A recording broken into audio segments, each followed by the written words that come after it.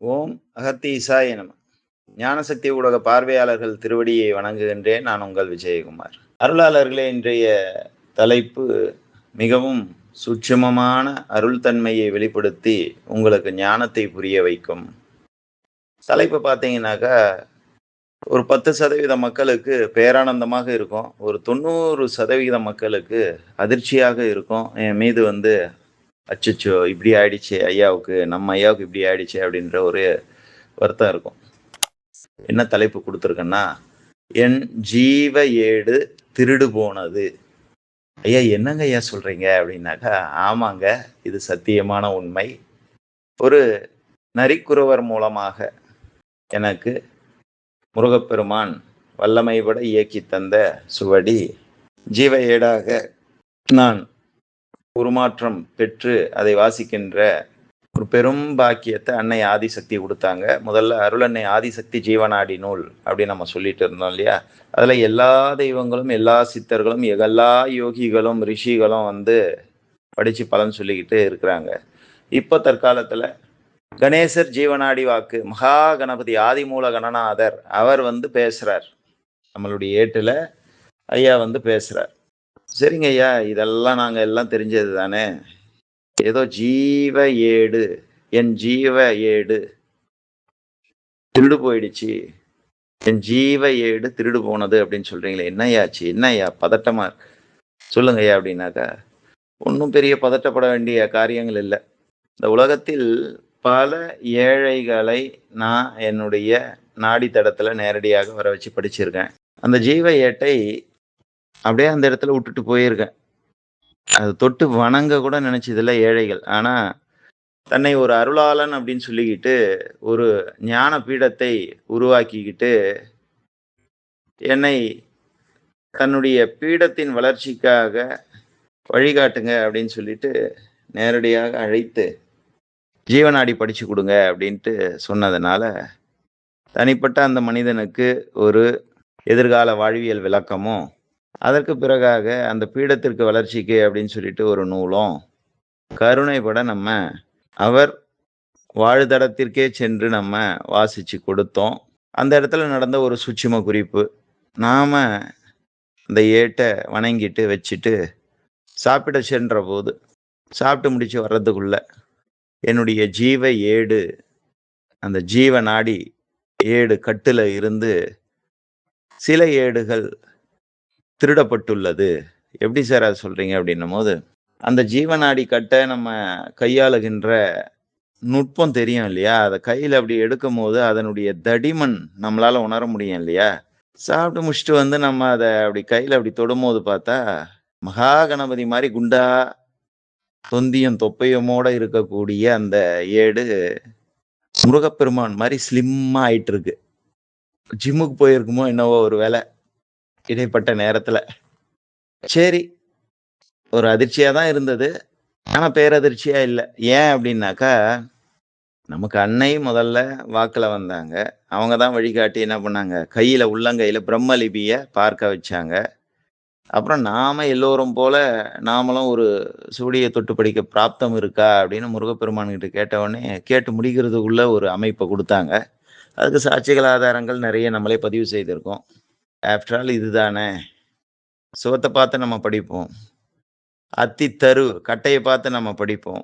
இவ்வளவு சூட்சுமங்கள் நமக்கு அன்னை குடுத்திருக்கிறாங்க. இதெல்லாம் ஒரு அற்பமான விஷயம் அப்படின்றதுனால, உயிரில்லாத ஒரு பொருளுக்கு உயிரை கொடுக்கக்கூடிய பிரம்மாவாக நான் இருக்கிறேன். அந்த வார்த்தைய படிச்சு சொல்லுகின்ற பொழுது, விஷ்ணுவாக நான் உருமாறுறேன். கெட்ட எண்ணங்களோடு வருகின்ற மக்களுக்கு இந்த நூல் வழியில அவங்களுடைய சிந்தனைகள மாற்றுவதற்கு, கெட்ட சிந்தனைகளை அழித்து நல்ல வழிகாட்டக்கூடிய ஈசனுடைய வேலைய நான் செய்றேன். முத்தொழிலையும் நான் செய்றேன் அந்த ஏட்ட வச்சுக்கிட்டு. என் சிந்தனை அவ்வளவு அருள் நிறைந்த உயிர் சக்தியாக, விழிப்பு நிலையில ஞானக்கண்ணாக பார்த்து, ஊனக்கண்ணை நீக்கி நம்ம வாசிச்சு தர்றோம். ஒரு சினிமா தியேட்டர்ல போய் எப்படி ஓடுதோ, ஒரு ஸ்க்ரீன்ல எங்கிருந்தோ வர வெளிச்சம் பட்டு, உருவங்கள் ஓடுது, பேசுது, எல்லாம் செய்யுது. அதுபோல ஜீவேட்ட கையாண்டுட்டு இருந்தோம். அது நமக்கு இனிமே இப்படி பார்த்தா உட்காந்தாக்கா, அந்த எதிர்ல இருக்கிற செவுத்துலயே ஓடுற மாரி தான் அமைப்பு. ஏன்னாக்கா, இது மாரி திருடர்கள் உடைய சேட்டை அதிகமா இருக்கிறதுனால, பாவம் அத திருடிட்டு போயிட்டா, அத எப்படி ஞானமா மாற்றுவது அப்படின்னு அவங்களுக்கு தெரியவே போறதில்ல. இது மாபெரும் மன்னிக்க முடியாத குரு துரோகமும் கூட. ஒரு சாதாரண பாமரன் திருடிட்டு போனாக்க அவனுக்கு மன்னிப்பு உண்டு. ஆன்மீக வழியில, அருள் வழியில ஒரு பீடத்த உருவாக்குற முயற்சியில இருக்கக்கூடிய வளர்ச்சியை செய்து மக்களுக்கு தொண்டு செய்யணுன்ற எண்ணத்துல வரவங்க, அற்ப ஆசைப்பட்டு இப்படிலாம் மனிதர்கள் இருப்பாங்களா? அப்படின்ட்டு அதிர்ச்சியாச்சு இப்பதான் எனக்கு. இது மாரி ஒரு சம்பவங்கள் நடக்கின்ற பொழுது, நடந்தபோது. பேரதிர்ச்சி இதெல்லாம். அத வச்சுக்கிட்டு அவன் ஒண்ணும் பண்ண போறதில்லன்னு வைங்க. நாம வல்லமைய குடுக்கணும். ஒரு குரு குடுக்கணும். சூட்சுமம் என்ன அப்படின்னு தொட்டு காட்டாத வித்தை சுட்டு போட்டாலும் வாராது. புனிதமான ஒரு பணிந்த சரணாகதி தத்துவத்தோடு ஒருத்தன் இறைவன்கிட்ட வேண்டுவதும், திருட்டு பொருள எடுத்துன்னு போய் வச்சுட்டு, "இதுல எனக்கு வல்லம குடுன்னு" வேண்டுறதுக்கும் எவ்வளவு வித்தியாசம் இருக்கு. அப்புறம் ஐயா கிட்ட இங்க வந்து கேட்ட அங்கேயே கூட நம்ம கண்ண மூடி தியானம் பண்ணி, "இது என்ன இப்படி ஒரு குற்றச்செயல் இருக்கே?" அப்படின்னு. எங்கள மீறி எங்க பார்வையில இருந்து, எங்க கண் பார்வை படாத அவன் அந்த ஓலைய திருடியிருப்பான்னு நீ நெனைக்கிறியா? இல்ல. இரு. உன் கர்மா எல்லாத்தையும் அவன் எடுத்துட்டு போயிட்டான். அறிந்தும் அறியாமலும், தெரிந்தும் தெரியாமலும் இந்த பிறவியில அது மட்டும் இல்ல. அது சஞ்சித பிராரப்த ஆகாமிய கர்மம் என்னெல்லாம் உனக்கு இருந்ததோ, மொத்த கர்மாவையும் அந்த ஏட்டை அவன் திருடுகின்ற பொழுதே பெற்றுவிட்டான். அதனால உனக்கு விதி மாறிடுச்சு அப்படின்னு. அந்த விதிய மாறுனதுக்கு ஆதாரமா, சாட்சியா தான் கோயிலூரான் ஐயா ஒரு ஜீவ ஏடு எனக்கு படிச்சு குடுத்திருக்கிறாரு. அத நான் பின்னாடி போடுறேன் உங்களுக்கு. இப்ப நவகிரகங்கள் நமக்கு வேலை செய்யாதுன்ற சத்தியம், இந்த ஏடு இவன் திருடுனதுனால தான் நமக்கு ஏற்பட்டிருக்கு. அதனால அந்த ஏடு திருடனை திருவடி முன்பாக மண்டியிட்டு வணங்கி பிரார்த்தனை செய்கிறோம். எல்லாம் வல்ல அருள்ஜோதி வள்ளல் மகான் சுப்பிரமணிய திருவடி சத்தியமாக, என் உடல், உயிர், மனம், எண்ணம், சொல், செயல் இணையவினைச் சார்ந்த அனைத்தையும் இந்த ஏடு திருடிய கள்வன் முன்பாக மண்டியிட்டு, என் ஆசான் அகத்தியர் திருவடியில் சத்தம் தந்து மகிழ்கிறேன்.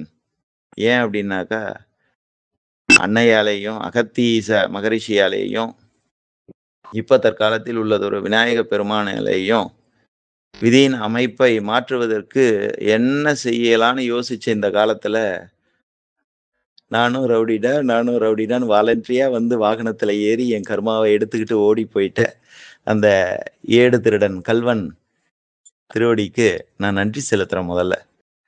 இதற்கு பின்பாக அந்த கள்வனின் நிலை என்ன என்பதை பிறகு பதிவிடுவேன். அந்த கள்வன் யார் அப்படின்னாக்கா, கள்வனுக்கும் தெரியும்.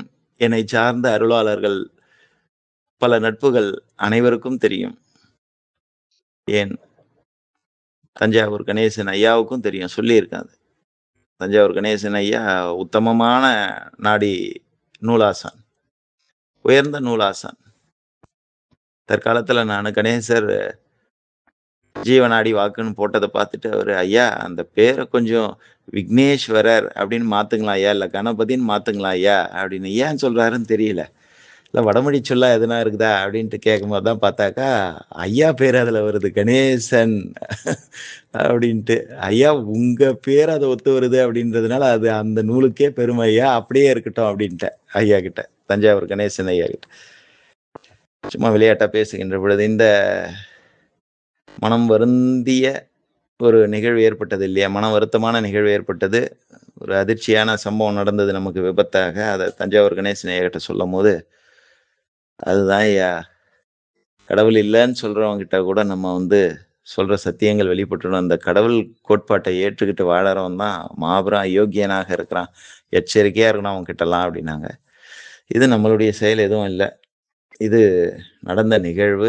ஞானசக்தி ஊடகத்துல பதிவு செய்து ஏன்னா என்னுடைய வாழ்க்கை வரலாறுல நான் என்னென்ன பாதைகள்ல பயணம் செய்தேன் அப்படின்றத தெளிவுபட பதிவு செய்தா, பிறருக்கு இது மேன்மையாக இருக்கும். வழிகாட்டுதலா இருக்கும். அப்புறம் என்னய்யா இனிமே பண்ண போறீங்க அப்படின்னு. இனிமே யார் அழைத்தாலும் அவங்களுடைய செவத்த பார்த்து நூல் எழுதி குடுத்துட்டு வந்துர போறேன். அது எப்படிங்க? இதெல்லாம் நம்புறா மாரியாங்க இருக்கு அப்படின்னாக்கா, நம்புனா தான் சோறு போடுவேன்னு சொல்றாங்க தெய்வங்கள்லாம் அப்படின்னு. அப்ப நான் நம்புறேங்க அப்படின்னுவாங்க இல்லையா? அதுபோல அவரவர்களுக்கு இசைவான சில சூட்சுமத்தை இறைவன் செய்வார் இல்லையா? அதுபோல நம்ம இயங்க வேண்டியது தான். கத்தையா எடுத்துன்னு போனதுனால தானே திருடு போயிடுச்சு. ஒத்தையா எடுத்துட்டு போனாக்கா திருடு போகாதுல்ல. ஒரு ஏடு மட்டும் வச்சு எடுத்துட்டு போனாக்கா திருடு போகாதுல்ல. நீ அவ்வாறு தான் செய்யணும். இருக்கிறதுலே வல்லமை பொருந்திய உயிர்ப்பு சக்தி, ஆற்றல், அதிகார நிலைகள் பலம் பொருந்திய நிலை கொண்டதொரு ஒரு ஏட்டை தொட்டு எடுத்துட்டு போயிட்டோம்னாக்கா அது பிரச்சனைகள் இல்லை. அவ்வாறு நாம் செய்யலாம் இனிமே. இது ஒரு பாடம். நமக்கே ஒரு பாடம். உங்களுக்கே இந்த சோதனை, அப்ப எங்களுக்கெல்லாம் அப்படின்னு. இது சோதனைலாம் இல்ல. இறைவனுடைய திருவிளையாடல். நீங்க நல்லா யோசிச்சு பார்த்துக்கணும். என் கர்மாவ கழிக்கிறதுக்கு பல 1000 லட்சம் மக்களுக்கு நான் கர்மாவ கழிக்கிறேன். எனக்கு ஒரு கர்மா இருக்குது இல்லையா? அத கழிக்கிறதுக்கு நான் என்னென்னலாம் தவம் செய்யணும், பரிகாரம் செய்யணும், பூஜைகள் செய்யணும். அதெல்லாம் ஒத்த நிமிஷத்துல ஒருத்தன் லபக்குன்னு லவுட்டிட்டு போயிட்டான் அப்படின்னாக்கா, இதை விட பேரானந்தம் நமக்கு என்ன இருக்கு? அதாவது எவ்வளோ பெரிய சினிமா பாட்டுடா! அத சரளமா பாட முடியுதுடா. தம்மோத்துண்டு திருக்குறள்றா! அது மண்டையிலேயே நிக்க மாட்டுது. வருத்தப்படாதடா மச்சான். நாமெல்லாம் கிரியேட்டர்ஸ் அப்படின்ட்டு ஒரு படத்துல, படிக்காதவன்ற ஒரு படத்துல தனுஷும் அவங்க நண்பர்களும் பேசிப்பாங்க. அது மாரி தான் நான் இங்க பேச வேண்டியதா இருக்கு. ஏடு காணாத போயிடுச்சு அப்படின்னா, ஒரு சிலருக்கு என்னை சார்ந்தவங்களுக்கே அதிர்ச்சியாகவும், வருத்தமாகவும், வேதனையாகவும் இருக்கும். பட் என்ன பொறுத்தவரைக்கும், நான் கிரியேட்டர். பல ஆசான்களை உருவாக்கக்கூடிய பொறுப்பும், அதிகார நிலையிலேயும், ஆற்றல் பொருந்திய தன்மையிலேயும் நான் வாழுகின்ற நிலையினால், என் நிலை என்ன என்பதை எவரும் அறியாத காரணத்தினால், எவராவது அறிய விரும்பினால், என் நிலை என்ன என்பதை இருக்கும் இடம் வந்து காணுங்கள் அப்படின்னு தான் நான் சொல்லுவேன். புரிதலுக்கு நன்றி. புரிதலுக்கோ நன்றி.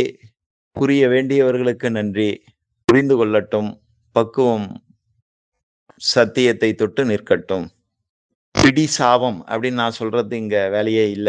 ஏன் அப்படின்னாக்கா, அம்மாவும், அகத்தியரும், கணேச பெருமானும் எந்த அளவுக்கு அவங்களுக்கு அற்புதமான வரத்த அந்த ஏடு திருடிய கல்வனுக்கு குடுத்துருக்காங்க அப்படின்ட்டு வெளிய சொன்னாக்கா, எனக்கே வேதனையா இருக்கும். அதனால இது தளவுல இந்த பதிவ நான் நிறைவு செய்துக்கிறேன். நன்றியோடு நான் உங்கள் விஜயகுமார். ஓம் சிவாய! அகத்தீசாய நம!